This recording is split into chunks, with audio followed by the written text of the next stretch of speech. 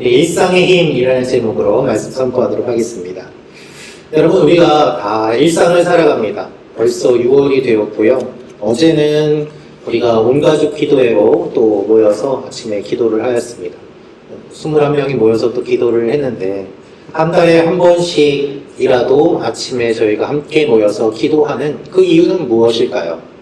하나님 앞에 우리의 마음을 올려드리기 위함입니다. 흘러가는 시간, 곧 우리의 일상 그 자체를 구별하여 하나님께 예배를 드리는 것, 그것이 우리가 기도하는 것이고 또 모이는 이유인 것이죠. 이 반복되는 하루하루의 흐름 속에서 하나님을 기억하고 기도함으로 우리는 우리와 함께 하시는 하나님을 경험하게 됩니다. 그래서 우리가 기도하면서 하나님이 우리에게 함께 하심으로 우리가 보지 못한 것들을 보게 되고 듣지 못한 것들을 듣게 되고 알지 못한 것들을 깨닫게 되는 거예요.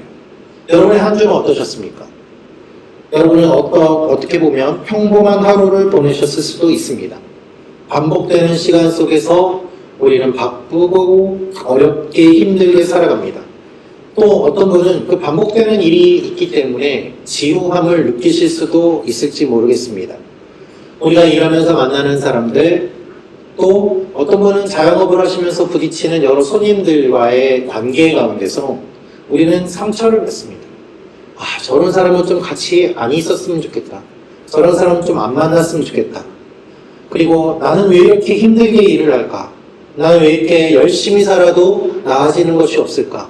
여러 생각들이 우리 마음속에 들 때가 얼마나 많이 있습니까? 하루하루를 그렇게 보내다 보면은 몸은 지치고 힘들고 마음은 녹초가 되었는데 내 손에 잡혀있는 것은 아무것도 없는 것 같고 그저 시간만 흘러가는 것처럼 느껴질 때도 있습니다. 그렇게 하루하루 버티다가 어느 날 갑자기 몸이 무너지는 거예요.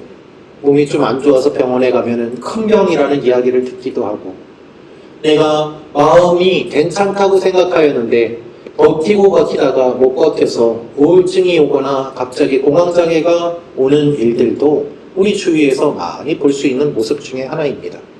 스트레스가 우리를 좀먹어서 나도 모르게 내 몸이 점점 망가지고 있는 것들을 우리는 경험하게 됩니다.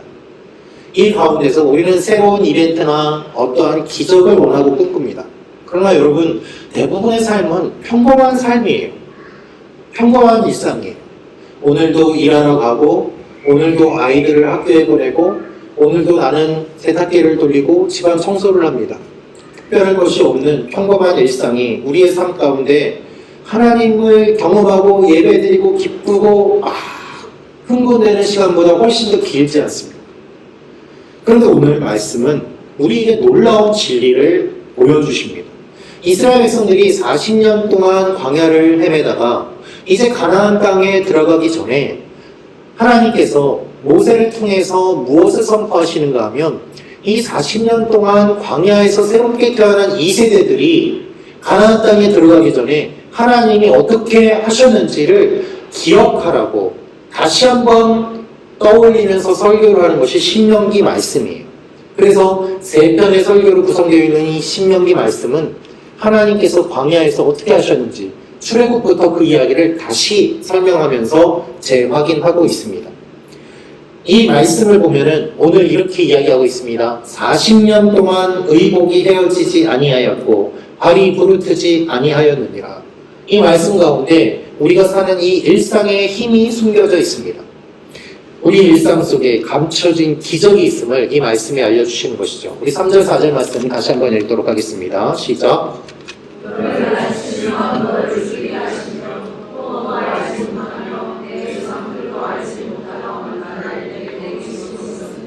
사람이 떡으로만 사는 것이 아니요 여호와의 입에서 나오는 모든 말씀으로 사는 줄을 내가 알게 하려 하심이니라. 이 40년 동안에 내 의복이 헤어지지 아니하였고 내 발이 부르트지 아니하였느니라. 아멘. 여러분 3절 말씀을 보면 너를 낮추시며 너를 줄이게 하시며 라고 되어 있어요. 하나님이 낮추시고 하나님이 굶게 하셨다는 거예요. 그렇지만 죽지 않게 하신 이유는 무엇인가 하면 만나를 먹여주심으로 말미암아 사람이 떡으로만 사는 것이 아니라 하나님의 입에서 나오는 말씀으로 사는 것임을 내가 알게 하기 위해서 이렇게 했다는 거예요. 오늘 말씀은 예수님께서 돌을 떡으로 만들어 먹으라는 마귀의 유혹을 받으셨을 때 이 말씀을 인용하시면서 마귀를 물리치셨던 그 말씀의 원본입니다. 예수님께서 말씀하셨던, 인용하셨던 그 부분은 뒷부분입니다만은 오늘 우리가 읽은 8장 3절 말씀을 보면은 하나님이 왜 이렇게 하셨는지 길게 기록되어 있어요. 그리고 이어지는 말씀이 4절이에요. 하나님께서 하시는 말씀의 의미는 무엇인가 하면 우리가 살기 위해서 떡도 먹어야 되고 만나도 먹어야 된다는 것입니다.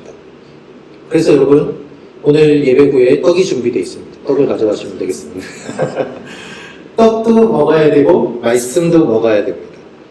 여러분 그리고 이어지는 말씀이 4절인데요. 4절은 40년 동안 의복이 헤어지지 않고 발이 부르트지 않았다. 기적이죠. 매일 만나가 주어진 것 기적이죠. 여러분 우리는 흔히 특별한 기적을 꿈꿉니다. 어떤 특별한 일이 일어나거나 병이 낫거나 문제가 해결되는 그런 기적을 원하거든요. 그런데 오늘 말씀은 우리 생각의 전환을 요구합니다. 지루한 일상 가운데 어떤 이벤트가 일어나는 것이 기적이 아니라 이 지루한 일상 자체가 하나님이 주신 기적을 바탕으로 하고 있다는 거예요. 이 일상 자체가 기적이에요. 우리 일상을 유지시켜 주시는 기적을 주님이 일으켜 주세요. 그것이 매일 만나를 먹여주셨고 발이 부르트지 않고 의복이 헤어지지 않게 하신 하나님의 역사라는 것이죠. 어떤 교회에 이런 표어가 있었습니다. 기적이 상식이 되는 교회. 멋지지 않습니까, 여러분? 기적이 상식이 되는 교회. 그런데요, 하나님께서는 오늘 무엇을 말씀하시는가 하면 기적이 상식이 되는 것이 아니라 이미 이 상식 자체가 기적이라는 거예요. 우리는 모르지만 우리가 누리는 이 평범한 일상 자체가 하나님이 주시는 기적 같은 일입니다. 광야라는 지역에 수많은 사람들이 있습니다. 물이 없습니다. 먹을 것이 없습니다. 옷을 만들어 입을 재료가 있습니까? 아무것도 없어요. 그런데 그들의 일상이 유지됩니다. 그 자체가 놀라운 기적이죠. 여러분, 이 기적은요, 우리의 삶에도 동일하게 적용됩니다. 우리는 일상을 무시할 때가 많거든요. 그냥 그렇게 하루하루가 지나갑니다. 평범합니다. 오늘도 그냥 눈을 뜨고 내일도 출근하는 것이 당연하다고 생각해요. 그러나 여러분 생각해 보십시오. 우리의 일상은 당연한 것이 아닙니다. 매우 위태로운 상황과 환경 가운데서 우리의 일상이 유지되고 있음을 우리는 알게 됩니다. 조금만 생각해 보면 알 수 있어요. 우리가 살고 있는 이 땅은 정치적인 움직임은 어떻습니까? 전쟁이 일어날 수도 있고 지진이 일어날 수도 있고 태풍이 올 수도 있습니다. 우리가 사는 이 세계 어떻습니까? 우리의 일상을 유지시키기 위해서 매우 정교하게 움직이고 있는 것들을 우리가 알 수 있습니다. 아주 작은 변화 때문에 우리 일상이 움직이고 무너질 수 있어요. 당연한 것이 당연하지 않게 되는 것이죠. 하나님이 우리가 살아가도록 섬세하게 모든 것들을 지켜주고 계시고 이끌어가고 계세요. 그 말씀을 하고 계십니다. 그래서 주님은 우리 일상을 유지시켜 주십니다. 여러분 우리가 살고 있는 이 지구는요, 시속 1670km로 돌고 있습니다. 초속 465m의 속도로 돌고 있어요. 빠르죠. 그렇지만 우리는 속도를 못 느끼면서 살아갑니다. 그런데 이 자전이 느려지면 어떻게 될까요?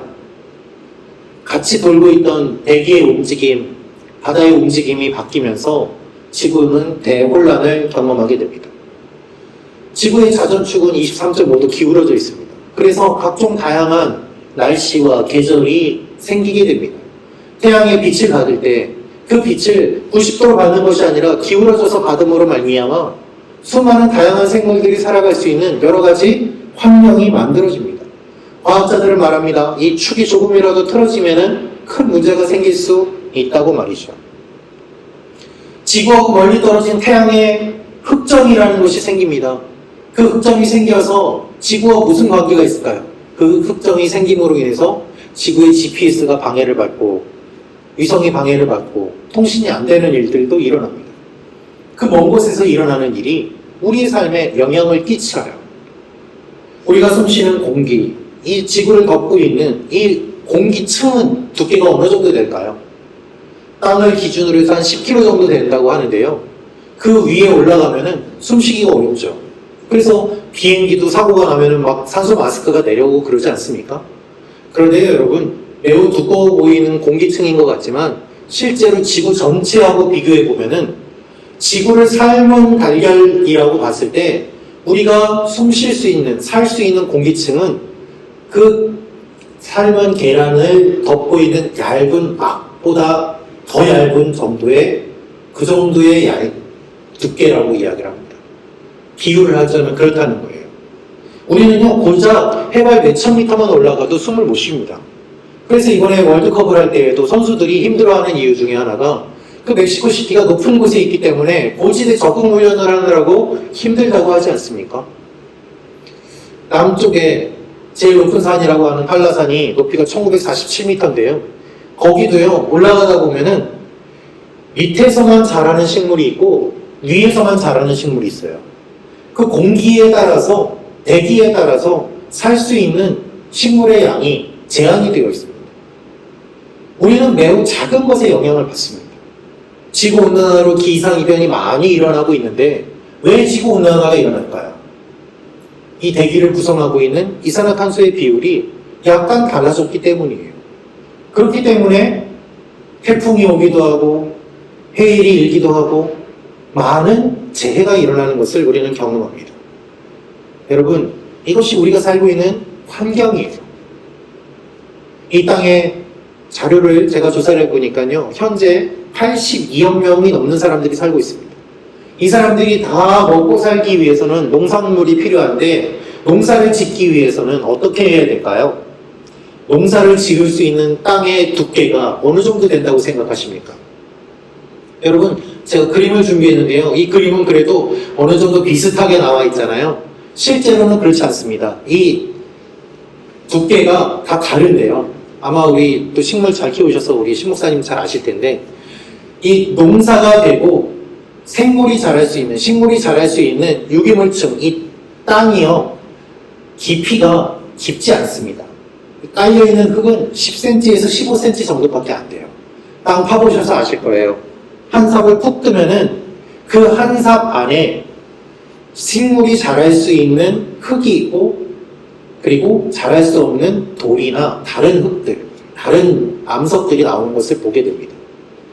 그 얇은 층이 10cm에서 15cm 정도 되는 그 흙이 농사를 지을 수 있게 하고, 과실을 맺을 수 있게 하고, 그리고 생명을 얻을 수 있게 하는 거예요. 그래서 여러분, 홍수가 나면은 그 흙이 다 쓸려 내려가지 않습니까? 그런 땅은 복원이 되기가 매우 어렵습니다. 농사 짓기가 굉장히 힘들어집니다. 그래서 유실된 그 흙에 대해서 많은 사람들이 별로 생각을 안 하는데요.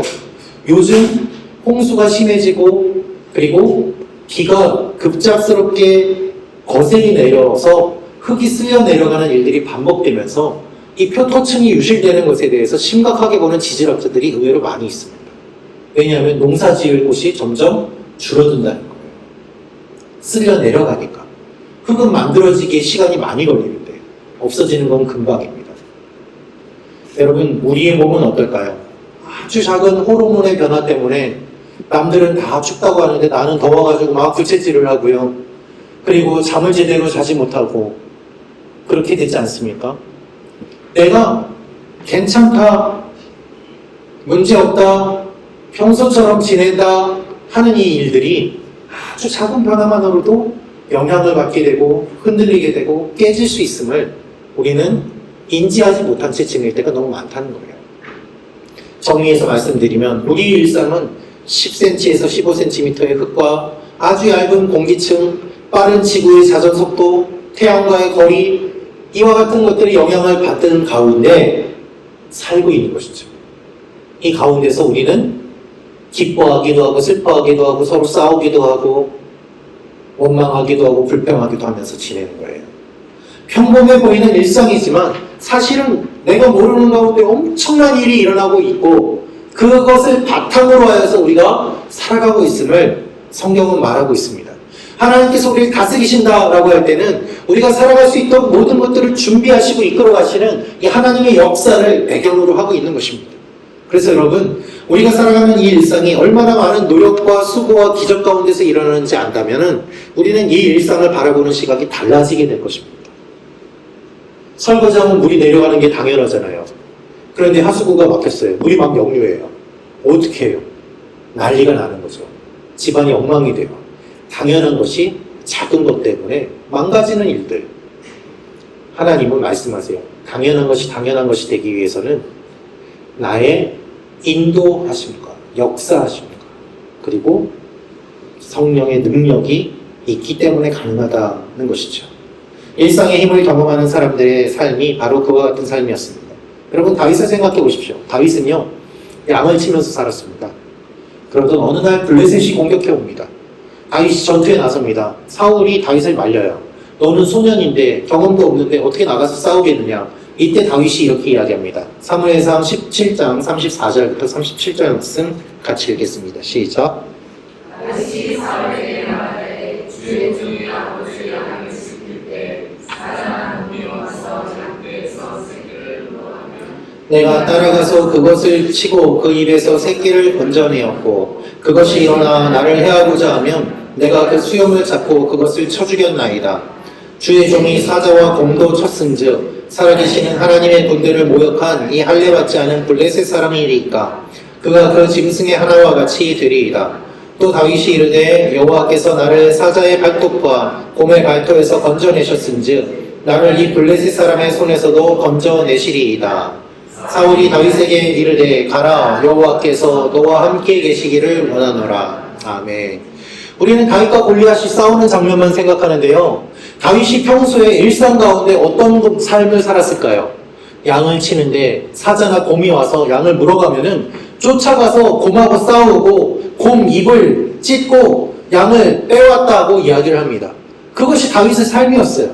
그는 이미 싸우는 훈련을 했습니다. 그러니 곰하고도 싸우는데 골리앗 나타난 것은 아무것도 아닌 거예요.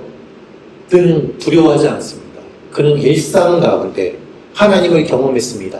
하나님이 나를 지켜주셔서 이와 같이 내가 여기에 설 수 있게 되었습니다. 이 고백이 다윗의 믿음의 고백이었던 것입니다. 이스라엘 백성들이 광야에서 구름기둥과 불기둥을 따라 움직일 때보다는 머물러 있을 때가 더 많았습니다. 그들은 하루 종일 무엇을 했을까요? 그 광야에서 뭘 합니까? 농사를 짓는 것도 아니고 옷을 만드는 것도 아니고 그들은 무엇을 했을까요?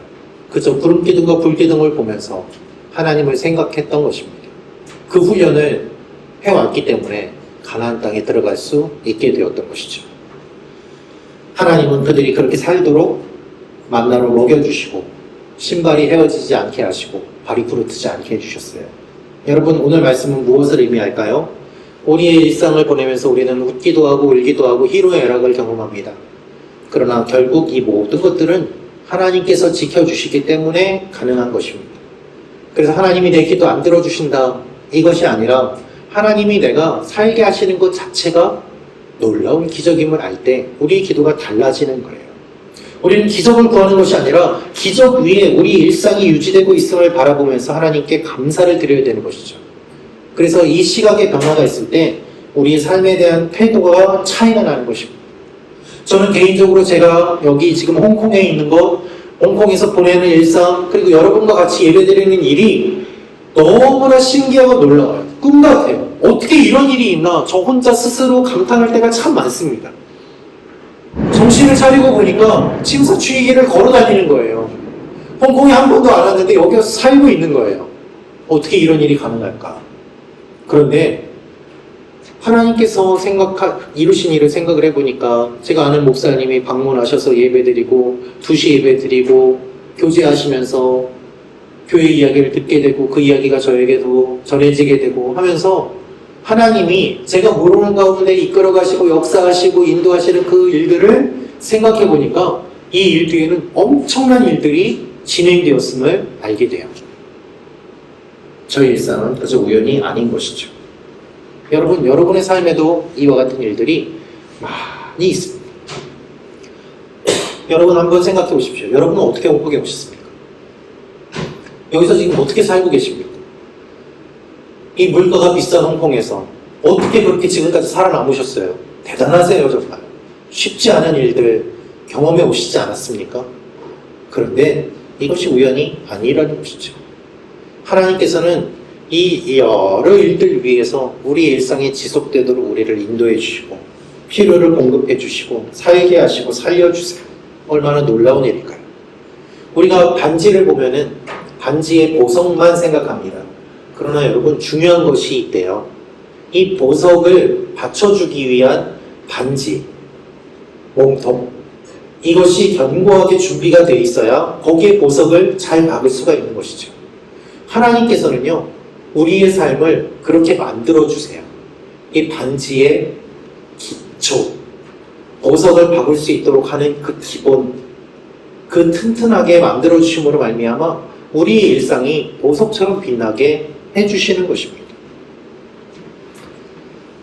그래서 우리가 일상을 누릴 수 있습니다. 사랑하는 성도 여러분, 우리의 일상은 평범한 것이 아닙니다. 사람들이 왜 돈을 벌고 왜 높은 곳에 올라가려고 할까요? 우리의 일상을 유지하기 위해서예요. 돈이 없어서 우리 가족이 무너지지 않도록, 돈이 없어서 내가 아파도 치료 못 받는 일이 없도록, 갑자기 위기가 찾아와서 가정이 무너지지 않게, 우리 가정이 평안하게 살게 해달라고 하는 마음 때문에 그 일상의 유지를 원하면서 이렇게 힘들게 지내고 있는 것 아니겠습니까? 우리가 기도하는 이유는 무엇입니까? 우리 일상이 무너져서 그렇습니다. 몸이 아프고 관계가 어렵고 여러 문제로 평안한 일상이 무너집니다. 그래서 기도합니다. 하나님 도와주세요.